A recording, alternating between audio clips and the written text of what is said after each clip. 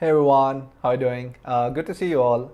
For those of you who are new here, my name is Vipin Singh and I work as a technologist out of Gurgaon.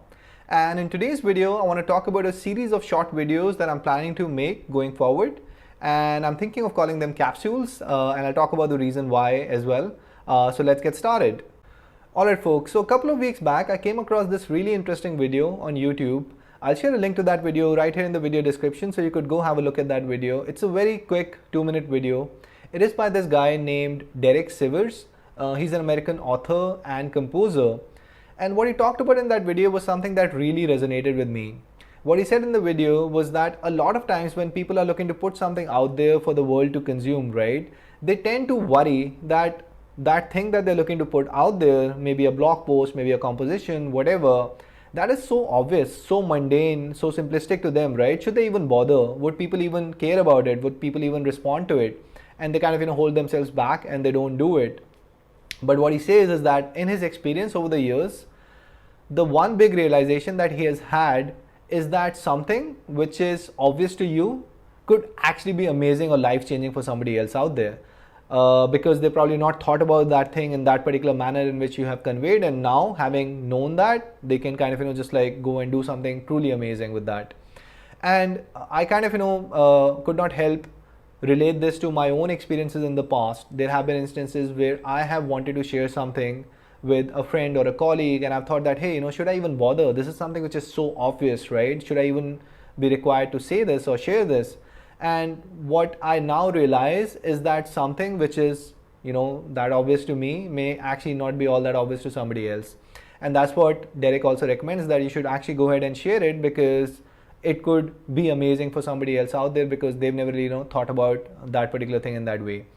So that is kind of the motivation for this new series of short videos that I'm looking to create. I'll probably call them capsules or something, and I'll try to keep every video fairly short, because in every video I just want to talk about one idea which actually may be really obvious for a lot of people, but for maybe somebody out there that could be just like a new way, a fresh way, and in some sense an amazing way to put it. And yeah, so that's the intention. We'll start with that in today's video itself. Towards the end I'll talk about that one idea, but hopefully going forward I can do more of those as well. So yeah, we'll move on to the idea very quickly now. Alright folks, so recently I read this book. It's called The Tribe of Mentors, and it is by this guy Tim Ferriss. He's a very popular author in the US.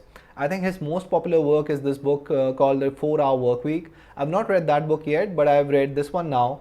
And in this book what he has done is that he has published a bunch of interviews that he's taken with people over the years. And with almost all of them, he's asked them very similar questions, right, to get multiple perspectives on the same set of things. In one of the interviews, he talks to Joseph Gordon-Levitt, who's an actor in the US. For those of you who don't know, it's actually this guy right here. I'm not a big movie buff, but I've seen a couple of his movies, and he's actually pretty decent. So yeah, what Joseph talks about in one of the answers is this idea of happiness and fame. And what he says is that he knows obviously a lot of famous people because all of them work in the movie industry or whatever. What he says is that not every famous individual is happy.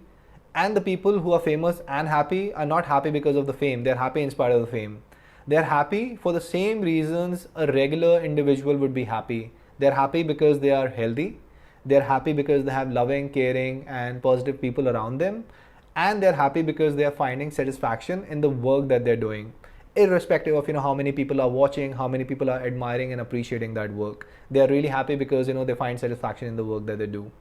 Now, obviously, fame is not something which all of us are very privy to, right? We don't work in professions where we expect to be recognized on the streets for the work that we do and become extremely famous.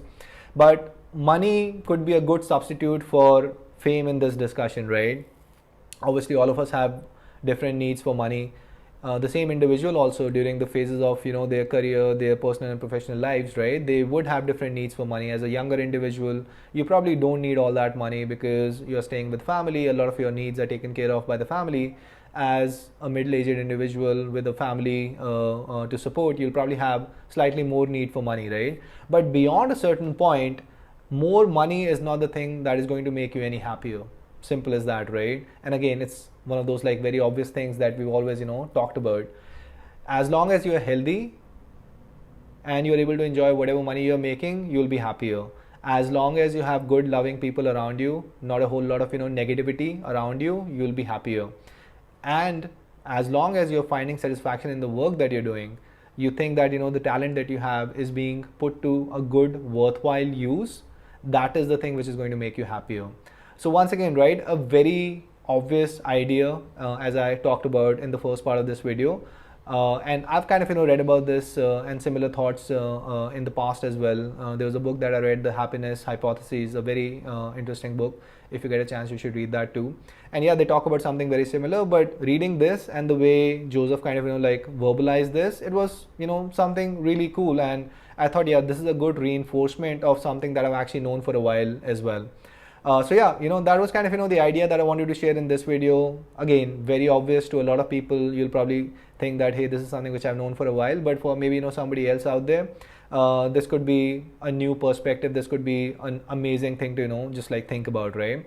So with that, we'll come to the close of this video. Thanks for watching. Hopefully you enjoyed it, and I'm really excited about making more of these short videos going forward.